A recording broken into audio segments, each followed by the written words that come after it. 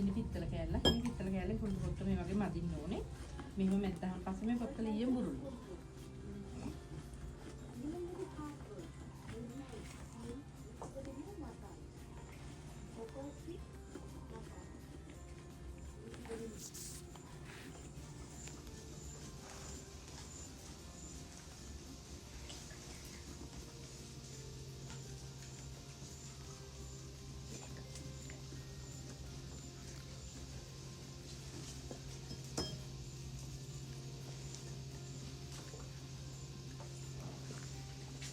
बनाकर नर करने देखकर इधर निकल कर नहीं कर बनाकर नर करने के लिए उर्दू धर्म सिनेमा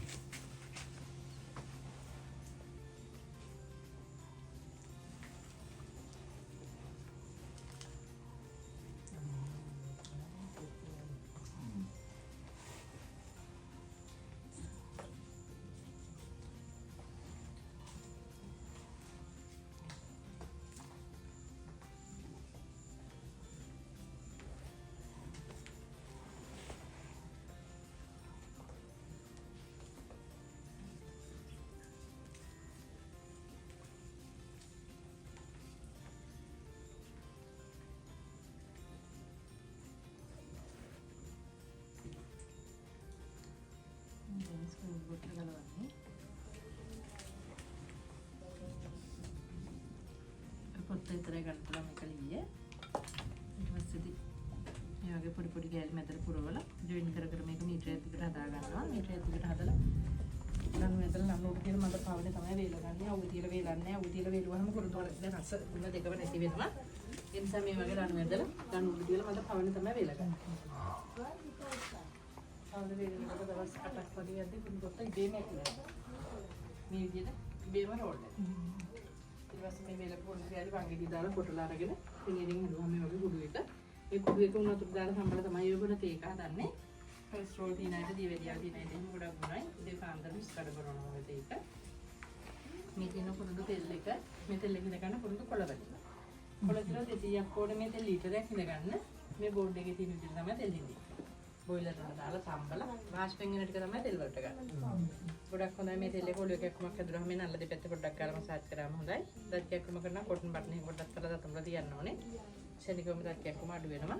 සෙම හැදිච්ච ලාවට හොඳට උණු වතුර එකක් නටවල උණු වතුරක තෙල් බිඳු දෙකක් දාලා උමාලේ එල්ලුවාම ඔලිය බරගතිය අඩු වෙනවා සෙම බුරුල් වෙනවා. ඒක සිද්ධාලේ පායඩෙක්ස් සෙක්ස් ඔයිල් වගේ මේ හැම වාමාර්ගයකටම මේ කුරුල්ලට ලඩා. මම අපේ පොඩ්ඩක් කරවන්න සුළු බලන්න පුතේ. පුතාලගේ මං ගන්නෑ මෙහෙම බලන්න පුතාලා.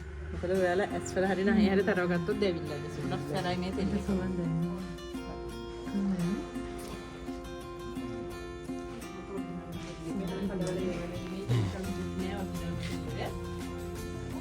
මාත්‍රොන්ට පාවිච්චි කරන්න පුළුවන් මේ වගේ ස්ප්‍රේ කරන බෝතලයක් කරගෙන මම කරන්නේ. කොච්චර දෙයක් හකට දානවා මේකට ඊට පස්සේ මේවා හොඳට හලවා කරලා මේ වගේ ස්ප්‍රේ කරන් පස්සේ මේ කෝල් මැස්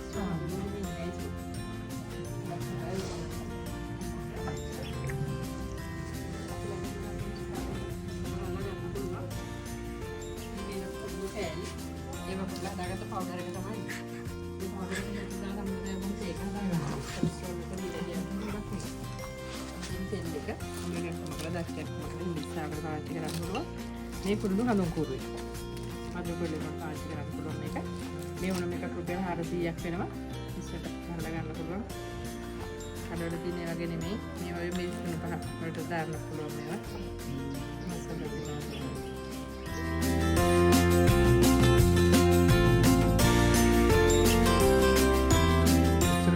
में 10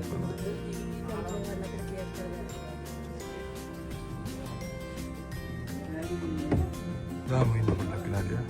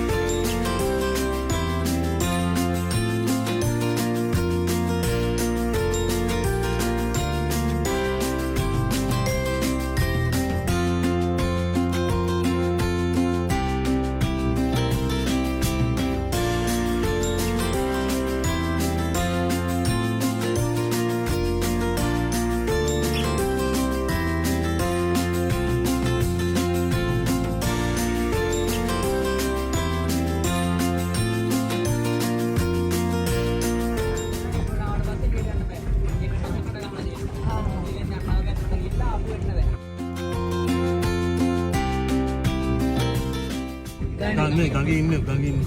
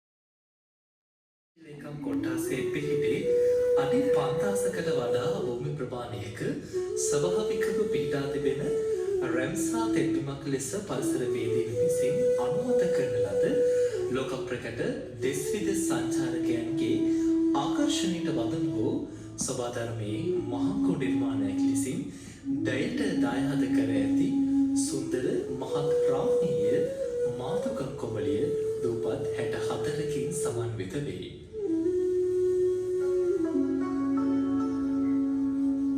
එම දූපත් අතරින් ඉතා ශ්‍රේෂ්ඨ වටිනාකමකින් යුත් දෙතිස් පළරුහ බෝධීන් වහන්සේ වැඩ සිටින උතුම් දළදා වහන්සේ විසින් දෙවරක්ම පහසලද උත්කෘෂ්ඨ පින්බිමක් වන කොත්තුව නම් දූපත තුළ පිහිටා ඇති මෙය ශ්‍රී ලංකාදීපයේ ශ්‍රේෂ්ඨතම රජමහා විහාරයකි.